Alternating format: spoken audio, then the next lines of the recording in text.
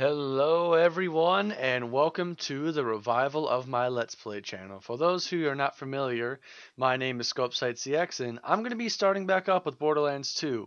My last Let's Play video was in the Brutal Legend series, which I unfortunately have to cancel all of the what the fuck is it called? Of any of my old Let's Plays because I no longer have my regular capture card, and as you can probably see in the top somewhere, probably somewhere around here, if what I'm thinking is going to appear shows up there, then I am. So yeah, I'm not going to be able to do any of my old games unless they're available on PC, which I'm playing the PC version of Borderlands 2. We are not going to be playing as the assassin character. This is my main character for when I was starting the game regularly. And we got cutscenes. One where the very fate of Pandora hangs in the balance. If not, too bad, I'm telling you anyway. Oh, Marcus. First, there was the vault, an alien prison opened with a mystical key. To the warriors who opened it, the vault was just a container of tentacles and disappointment. They vanished into the wastelands, certain that the vault held no treasure at all. They were wrong. The vault's opening triggered the growth of iridium, a priceless alien element. Soon, the rare and valuable mineral emerged all across Pandora. Its appearance attracted many, including the Hyperion Corporation. They came to Pandora to mine iridium and bring order to the savage planet. Through their excavations, Hyperion uncovered evidence of an even greater vault. Their leader vowed to find it, to use its power to civilize the Borderlands once and for all. But Hyperion were the only ones searching for the next vault's alien power. The call of danger and loot is not so easily resisted. Certain warriors came to Pandora in droves to uncover its hidden secrets. Some would call them adventurers. Others call them fools. But I call them vault hunters. Our story begins with them, and with a man named Handsome Jack.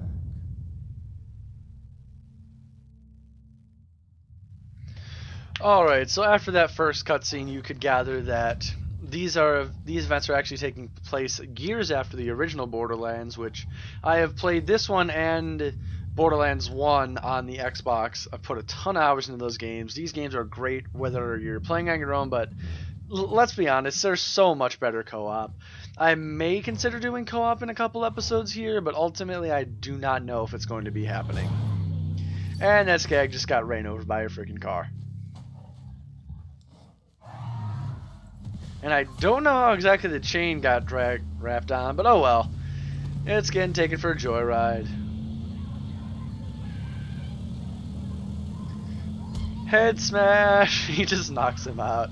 The midgets and the psychos, that's what these enemies are. They're psycho midgets.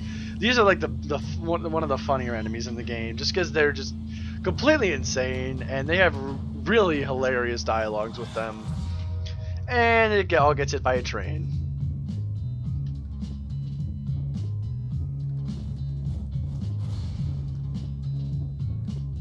And the one guy in the turret's still alive. But not for long. The opening for this game is pretty funny. And I didn't realize this, but it actually does. I guess, little magnet lift does switch over to that. And I was, when I first started up my assassin campaign, I was like, wait, how did it do that? Right in here are four characters. The Siren is in the center, the Gunzerker's in the middle on the right. Now the Commando's in the center and the Assassin is in the back. He's got the mask. Each of them have their own unique strengths, as we'll see in the cutscene here. The Commando can summon a turret similar to Roland from the first Borderlands game, except this one is more combat oriented, whereas the turret from the first game had healing and restorative properties. It could like regen ammo and all other kinds of cool stuff. Whereas the healing went over to Maya the Siren, and she also got the ability called Phase Lock, which holds an enemy in place, and unlike Lilith's Phase Walk, where she could just go past enemies undetected. Salvador the Gunzerker is similar to Brick, where he dual wields guns instead of dual wielding fists. I've played through with all these characters, and I like the Gunzerker a lot, but out of the main four, the Assassin's my favorite because he has two really unique play styles. One is melee, is a more of a melee-driven style, and the other one's a sniper-based. And 0 is a number. That's such a good intro for him.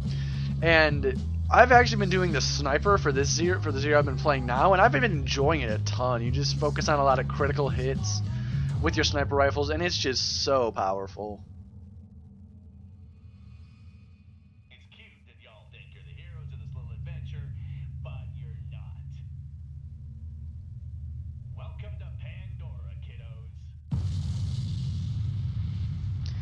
And there are no rails for this train. I guess this train would be late. Now, I am playing the Game of the Year edition, so we do have two extra characters. Gage the Mechromancer, whose special ability is Death Trap. She summons a floating robot that would fight alongside her, and her skill trees mostly cover... her first skill tree is more suited to make the game easier. Her middle tree is more for shock and elemental damage, and then her right skill tree is something that is going to make the game a little bit difficult. Axton, he's the commander. We got the turret. I talked about him a little bit more. Zero's action skill is a little bit similar to Lilith's from the first game, where he turns invisible, but he's only in that state for 5 seconds, and he's got a little countdown that the closer you wait to attack from his countdown. So, like, let's say I waited till there was 1 second left in the countdown and I didn't attack. That attack would get a much greater bonus than if I attacked at 5 seconds. Maya, she's more, she's your elemental or healer character. Salvador the Gunzerker is going to have several ammo capacity upgrades. He will be the one who regenerates ammo for your team, unlike the soldier from the last game who did both ammo and health regen, which was just completely broken without a doubt. But I'm actually going to be playing as the second DLC character, Krieg the Psycho, and you can also do a couple other customizations here. I think I like the regular head for right now, and there's just a ton of different customization options. That was something that wasn't as prevalent in the first one. That was color customization, but there was never the head customization. That's brand new to this one. And if you do have a Borderlands 1 save file on here, on whatever system you're playing as, you would unlock an additional head for each of the 4 main characters. I think I like the Krieg Sunday Finest for my main character. So I am going to be playing as the Psycho for my playthrough.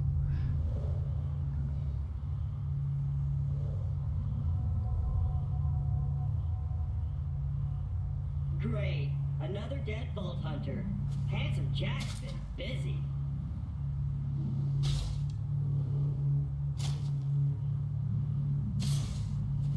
Wait a minute.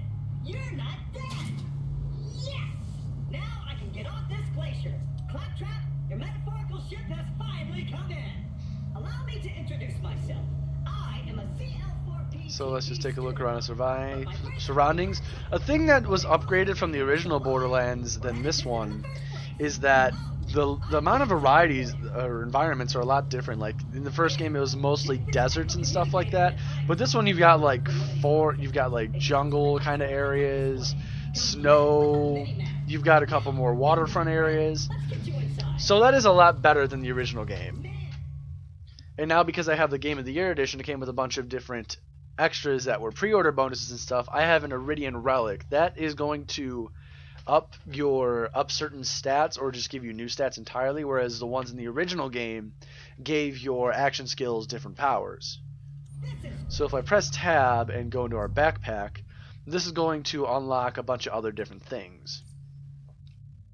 So remember the Career Club, we have access to a different area much later on in the game.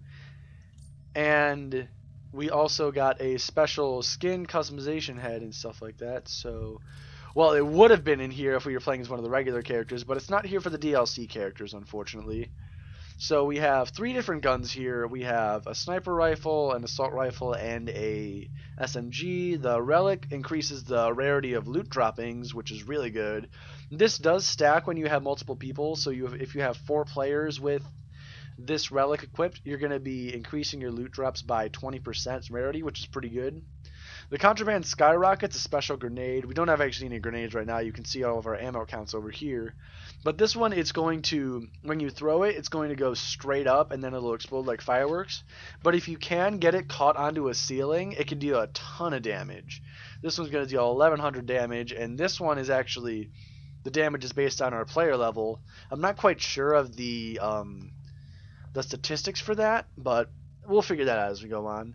Now, there are different kind of manufacturer specialties, like the Jacobs weapons. These ones will fire as fast as you can pull the trigger in most cases, and they usually get a bit more damage than other weapons.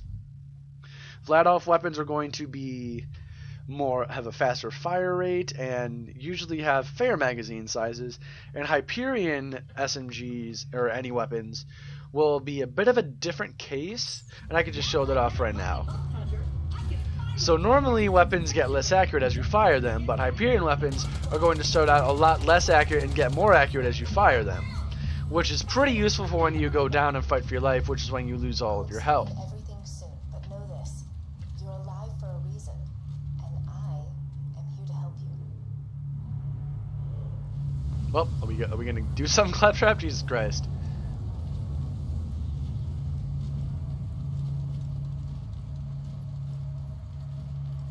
And you can sprint by pressing shift as well. And once you press it, you don't have to hold down on it or press it again until you stop moving.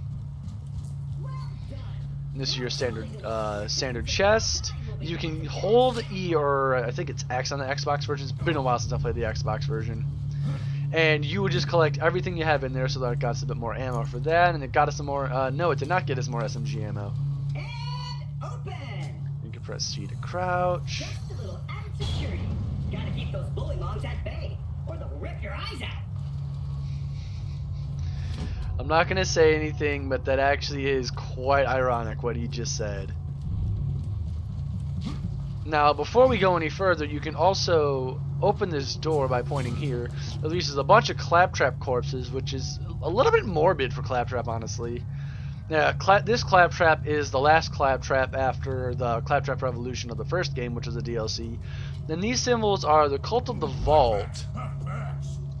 Yep, and that's another reason why Krieg is a really funny character, because he just says completely just unexpected things you would never expect, and it just makes the character that much more fun.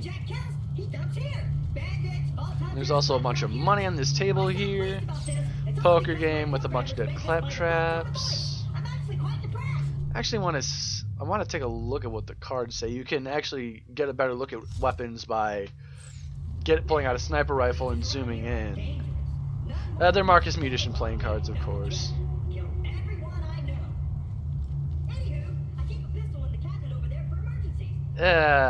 This is quite something. I can't tell if these are Claptrap in the picture, just a different Claptrap.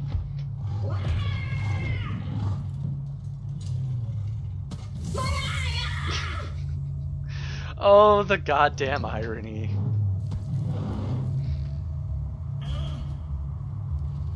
The gun in the cabinet. And now he's just gonna run around blind until we get his eye back. So our first mission is getting my first gun, and you just have to open the cabinet and you get the mission. Now with this one, it does give you a gun if you don't have a gun from the Gearbox pack, which is where I got all these Gearbox weapons from. And you just get a basic repeater, which the doll they specialize in SMGs, sniper rifles, pistols, and assault rifles, and they burst fire when they're zoomed in. It's got a lot of recoil reduction on that as well. No grenades yet. Thanks to Handsome Jack, Pandora needs a new hero. I know that hero is you. Apart from the excruciating pain, this is great! I've been waiting for a mighty vault hunter to help me reach Sanctuary. I will be your wise leader, and you shall be my fearsome minion! I wonder if I can actually get through here. Yeah, you can see inside Claptrap. No, you can't crawl through the Claptrap door, but he will open this door for you. So I think that for the